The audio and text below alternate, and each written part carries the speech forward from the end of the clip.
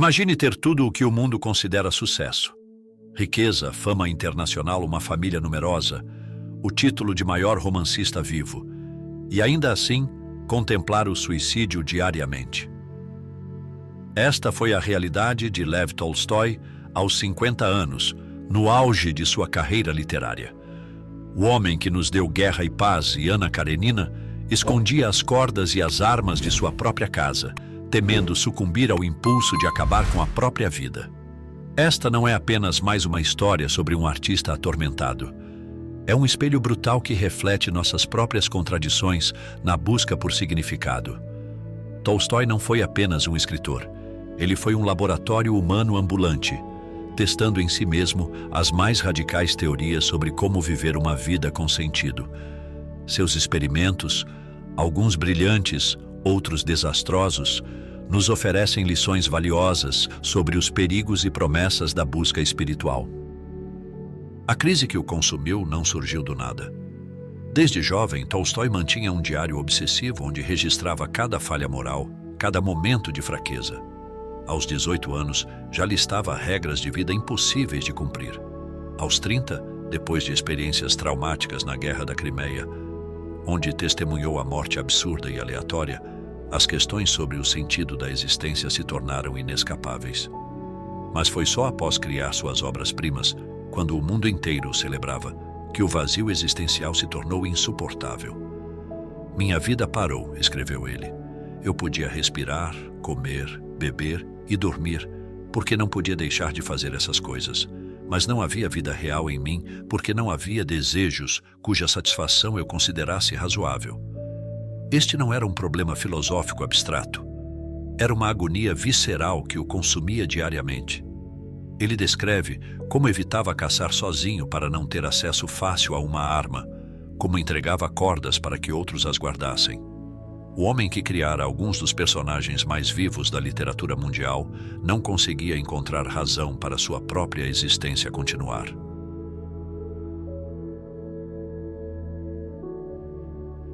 Nascido em 1828 numa das famílias mais nobres da Rússia, Tolstói herdou Yasnaya Poliana, uma propriedade com 330 servos. Esta realidade o assombrou por toda a vida. Como reconciliar a busca pela verdade moral com o fato de que sua existência dependia do trabalho de pessoas que eram literalmente sua propriedade? A contradição não era apenas intelectual, ela corroía sua alma diariamente. O primeiro grande acerto de Tolstói foi reconhecer esta contradição em vez de racionalizá-la. Muitos aristocratas de sua época simplesmente aceitavam o sistema como ordenado por Deus. Tolstói não conseguia. Ele tentou reformar sua propriedade, criou uma escola experimental para os filhos dos servos, onde aplicava métodos pedagógicos revolucionários baseados na liberdade e criatividade. Chegou a viajar pela Europa, estudando sistemas educacionais, voltando convencido de que as crianças camponesas russas tinham a mesma capacidade intelectual que qualquer criança aristocrata, uma ideia radical para a época. Mas aqui surge seu primeiro grande erro: acreditar que poderia reformar um sistema intrinsecamente corrupto sem abandoná-lo completamente. Durante décadas ele viveu em uma agonia particular, pregando a simplicidade enquanto jantava em porcelana fina, defendendo o trabalho manual enquanto era servido por criados, escrevendo sobre a virtude da pobreza em um escritório aquecido enquanto camponeses congelavam do lado de fora. Esta não era hipocrisia simples. Era uma tortura psicológica genuína que ele impôs a si mesmo e tragicamente à sua família. Tolstói tentou várias vezes abandonar sua propriedade, doar tudo aos camponeses, viver como um peregrino. Mas sempre havia Sofia, sua esposa, lembrando-o dos 13 filhos que precisavam ser educados, alimentados, preparados para a vida. A tensão entre seu desejo de renúncia e suas responsabilidades familiares criou um campo de batalha doméstico que duraria até sua morte. Sofia Tolstaia foi mais do que uma esposa. Foi copista, editora, mãe e administradora do império literário de Tolstói. Ela copiou Guerra e Paz 7 vezes à mão, um manuscrito de mais de 1000 páginas, muitas vezes grávida ou amamentando enquanto trabalhava a noite adentro. Quando Tolstói decidiu renunciar aos direitos autorais de suas obras, foi Sofia quem lutou para manter a família financeiramente estável, chegando a publicar edições próprias dos romances anteriores à conversão do marido para garantir renda. O erro mais doloroso de Tolstói talvez tenha sido sua incapacidade de ver que suas buscas espirituais tinham um custo humano real e imediato. Enquanto ele filosofava sobre o amor universal em seu escritório, Sofia lidava com filhos doentes, administrava uma propriedade enorme, negociava com editores. Enquanto ele pregava sobre a abnegação, exigia que ela abnegasse seus próprios desejos para apoiar suas constantes transformações ideológicas. Os diários do casal, que ambos liam mutuamente numa tentativa distorcida de transparência total, tornaram-se campos de batalha textuais. Sofia escrevia: "Ele me mata sistematicamente com sua frieza e seu desprezo. Eu sinto que estou perdendo minha mente." Tolstói respondia com sermões sobre desapego material e a importância de viver para outros. Ela pedia um marido presente. Ele oferecia um profeta distante. Em uma entrada particularmente dolorosa, Sofia escreve: "Ele ama a humanidade, mas não consegue amar sua própria família." O paradoxo se estendia além do doméstico. Tolstói escrevia manifestos contra a propriedade privada, enquanto tecnicamente ainda possuía milhares de acres. Ele trabalhava nos campos vestido como camponês, mas todos sabiam que era uma performance. Ao final do dia, ele voltava para a casa senhorial. Os próprios camponeses que ele tentava imitar o viam com uma mistura de reverência e perplexidade. Um deles comentou: "O conde quer viver como nós. Mas como pode? Ele sempre será o conde, não importa que roupa vista."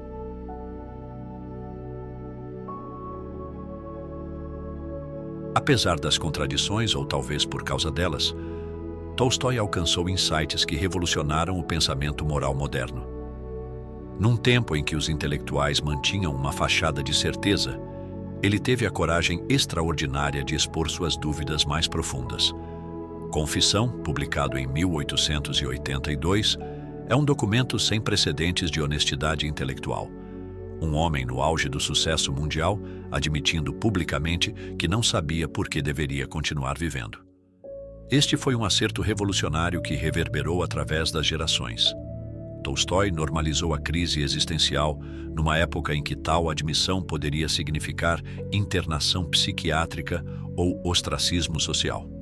Ele deu permissão para gerações futuras questionarem o significado da vida sem serem consideradas fracas ou doentes. Escritores como Wittgenstein, que carregava o Evangelho resumido de Tolstói nas trincheiras da Primeira Guerra Mundial, encontraram nesta honestidade brutal uma forma de lidar com suas próprias crises. Tolstói também acertou profundamente ao democratizar a espiritualidade. Ele rejeitou a ideia de que a sabedoria espiritual era a propriedade de uma elite educada ou clerical. Em suas andanças pela Rússia, ele encontrou mais verdade na fé simples dos camponeses do que em todos os tratados teológicos que estudou. Havia uma velha camponesa em sua propriedade que ele frequentemente citava como exemplo de sabedoria autêntica.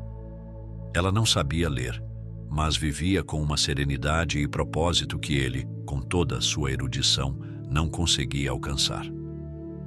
Seu cristianismo anarquista, despojado de hierarquia, ritual e dogma, antecipou movimentos espirituais modernos que buscam experiência direta sobre a autoridade institucional. Ele traduziu os evangelhos do grego original, removendo o que considerava acréscimos posteriores, tentando encontrar o ensinamento puro de Jesus.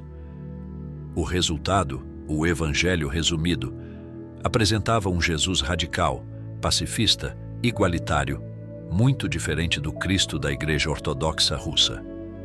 O Reino de Deus está em vós influenciou diretamente Gandhi, que iniciou uma correspondência com Tolstói e considerava-o seu mentor espiritual. Gandhi escreveu: "Foi o livro de Tolstói que me fez perceber que a não-violência não era apenas uma estratégia política, mas um imperativo espiritual." Martin Luther King Jr. também citou Tolstói como influência fundamental em sua compreensão da resistência não violenta. A ideia de que a verdadeira revolução começa na consciência individual, não nas barricadas, foi um dos grandes presentes de Tolstói à humanidade. Após sua conversão espiritual, Tolstói poderia ter simplesmente abandonado a escrita. Em vez disso, ele a reimaginou completamente. Seus contos tardios, simples, diretos, acessíveis, eram tentativas de criar uma arte verdadeiramente democrática. A Morte de Ivan Ilitch consegue em 100 páginas o que muitos filósofos não conseguem em volumes: confrontar o leitor com a realidade da mortalidade de forma que muda vidas. A história de um homem comum percebendo em seu leito de morte que viveu uma vida falsa ressoa até hoje como um alerta poderoso. Quanto terra precisa um homem? Conta em poucas páginas uma parábola sobre ganância que contém mais sabedoria que tratados econômicos inteiros. Estas histórias eram deliberadamente escritas em linguagem simples, destinadas a serem lidas em voz alta para pessoas analfabetas. Tolstói provou que profundidade e simplicidade não são opostos, mas parceiros naturais quando o objetivo é iluminar em vez de impressionar.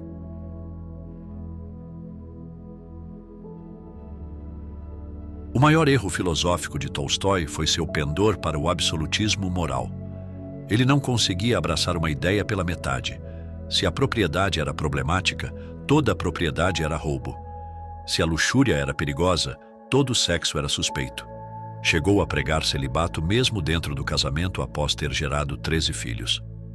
Em A Sonata a Kreutzer, ele apresenta o casamento como uma instituição baseada em engano mútuo e desejo animal, causando escândalo e sofrimento pessoal para Sofia, que tinha que enfrentar uma sociedade que agora questionava a natureza de seu próprio casamento. Este pensamento preto e branco criou sofrimento desnecessário para todos ao seu redor.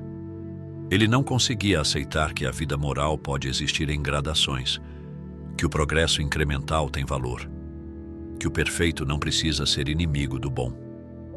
Quando seu filho Andrei quis se casar, Tolstói o atormentou com sermões sobre a impureza do desejo sexual.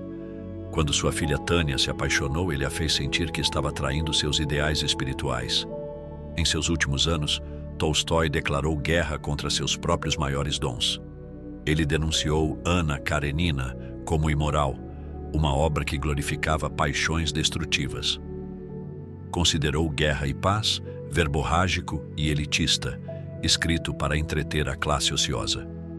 Shakespeare era um charlatão, Beethoven um criador de ruído pretensioso. Tentou suprimir sua sexualidade com tal violência psicológica que seus diários deste período são dolorosos de ler. Aos 80 anos, ainda se flagelava por pensamentos impuros, ainda lutava contra desejos que considerava degradantes. O erro aqui não foi questionar o valor da arte ou reconhecer o poder da sexualidade. Foi a tentativa de amputar partes essenciais de sua humanidade em nome de um ideal espiritual impossível. Ele não percebeu que integração, não mutilação, é o caminho para a totalidade. Ao tentar se tornar um santo, ele se tornou paradoxalmente mais difícil, mais julgador, menos capaz do amor compassivo que pregava. Tolstói desprezava a adulação, mas suas ações criavam as condições para um culto de personalidade. Tolstoianos começaram a aparecer por toda a Rússia e além, comunidades tentando viver segundo seus princípios, muitas vezes interpretando-os de formas que o próprio Tolstói achava absurdas. Alguns se recusavam a matar até insetos. Outros viviam apenas de frutas caídas. Ele recebia milhares de cartas pedindo conselhos espirituais e tentava responder a todas, exaurindo-se no processo.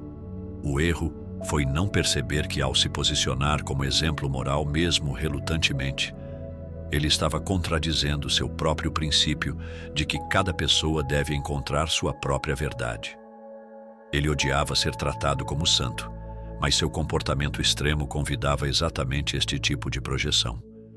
Visitantes vinham de todo o mundo para Yasnaya Poliana, esperando encontrar um sábio iluminado.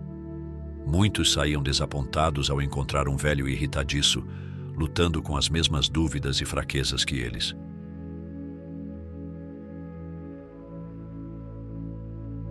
O dilema central de Tolstói, e talvez o nosso, é: como viver autenticamente em um mundo que exige compromissos constantes? Ele nunca conseguiu resolver completamente a tensão entre seus ideais e sua realidade. Até seu leito de morte foi marcado por esta contradição.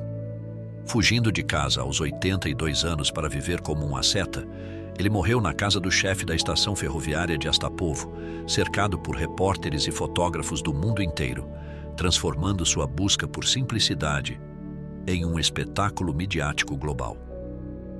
Mas talvez o erro seja pensar que este dilema precisa ser resolvido. A tensão entre o ideal e o real pode ser não um problema a ser eliminado, mas a própria energia que impulsiona o crescimento moral. Tolstói nos força a confrontar nossa própria complacência. Quantos de nós vivemos com contradições similares, apenas em escala menor e com menos honestidade sobre elas? O legado de Tolstói não está em suas respostas, mas em suas perguntas incômodas. Por que a desigualdade persiste mesmo em sociedades que se dizem justas? Como o privilégio corrompe mesmo os bem-intencionados? É possível ser rico e bom? O que devemos aos outros? Estas questões permanecem urgentes hoje, talvez mais do que em sua época.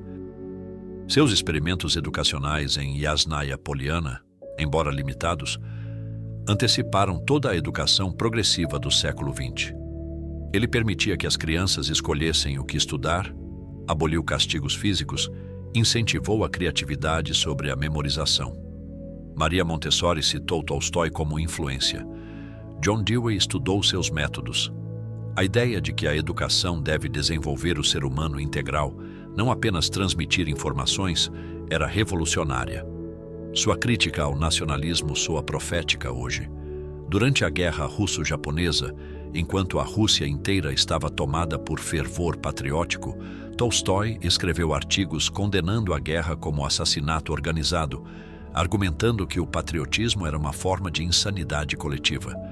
Foi excomungado pela Igreja Ortodoxa, vigiado pela polícia secreta, mas continuou escrevendo contra toda forma de violência estatal. Não podemos, no entanto, ignorar o custo humano de suas buscas. Seus filhos cresceram em um lar onde o pai pregava amor universal, mas demonstrava irritação constante com as necessidades domésticas. Seu filho, Lev Jr., escreveu memórias amargas sobre crescer na sombra de um santo impossível. Sua filha, Sasha, se tornou sua discípula mais fervorosa, mas ao custo de uma vida própria. Sofia desenvolveu sintomas do que hoje reconheceríamos como depressão severa e transtorno de ansiedade. O legado aqui é um alerta vital. A busca espiritual que ignora o sofrimento dos mais próximos é fundamentalmente falha. A compaixão abstrata que não consegue se manifestar na gentileza concreta é uma forma de violência sutil, mas devastadora.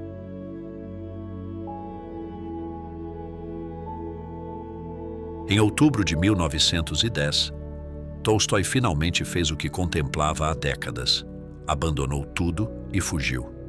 Aos 82 anos, doente e frágil, ele embarcou em um trem sem destino claro, carregando apenas alguns livros e roupas.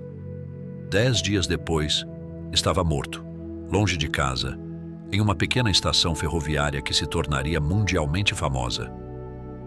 Esta fuga final foi erro ou acerto? Foi a capitulação de um homem quebrado ou o último ato de coragem de um buscador incansável? Talvez ambos. Talvez esta ambiguidade seja exatamente o ponto. A vida não oferece finais limpos ou resoluções perfeitas. Tolstói nos deixa não com um mapa para o sentido da vida, mas com algo mais valioso. A prova de que a busca em si tem dignidade, mesmo quando, especialmente quando, falha em alcançar seus objetivos declarados. Seus erros nos ensinam tanto quanto seus acertos. Sua incapacidade de viver segundo seus próprios padrões não invalida os padrões, apenas os humaniza. No final, Tolstói permanece como um farol, não por nos mostrar o caminho seguro, mas por iluminar os penhascos.